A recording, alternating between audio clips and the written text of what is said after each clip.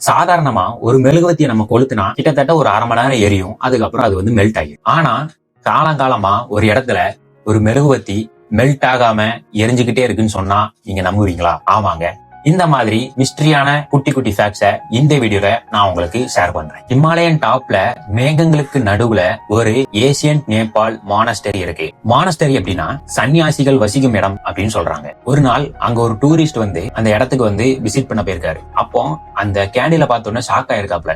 என்னடா கேண்டில்ல நெருப்பு எரியுது, ஆனா அந்த கேண்டில் வந்து மெல்ட் ஆகாம இருக்கே அப்படின்னு சொல்லி அங்க இருக்கிற அந்த சன்னியாசியிட கேட்டிருக்காங்க. அப்ப அந்த மாங்க் வந்து சிரிச்சுக்கிட்டே, தம்பி இது சாதாரண வேக்ஸ் இல்லப்பா, இதுல நாங்க பழைய காலத்து ஒரு ஃபார்முலா ஒன்னு ஆட் பண்றோம் அப்படின்னு சொல்லி அதுல போடுற இன்கிரீடியன்ஸ் எல்லாம் அவர்கிட்ட வந்து சொல்லியிருக்காரு. அது என்னதுலாம்னா yak butter, Himalayan herbs, mineral oil, prayer essence. இந்த இன்கிரீடியன்ட் எல்லாம் ஆட் பண்ணாதான் ஃபிளேம் ஸ்டடியா இருக்கும், ஹீட் ஆனாலும் இந்த கேண்டில் வந்து மெல்ட் ஆகாது அப்படின்னு சொல்லி அந்த மாங்க் வந்து அந்த விசிட்டர்கிட்ட எக்ஸ்பிளைன் பண்ணியிருக்காரு. சோ அந்த லேம்ப ஏன் அந்த மாங்க்ஸ் எல்லாம் பாத்துக்கிட்டே இருக்காங்க, அதை பாக்குறதுனால அந்த லேம்ப்ல இருந்து என்ன பவர் கிடைக்கி அப்படின்னு கேட்கும் போது அந்த மாங்க் என்ன சொல்லியிருக்காங்க அப்படின்னா, ஒரு ஃபிளேம் உறுதியா இருந்தா மனசுக்கு ஒரு காம்னஸ் வரும் அப்படின்னு அந்த மாங்க் வந்து அந்த விசிட்டர்கிட்ட சொல்லியிருக்காரு.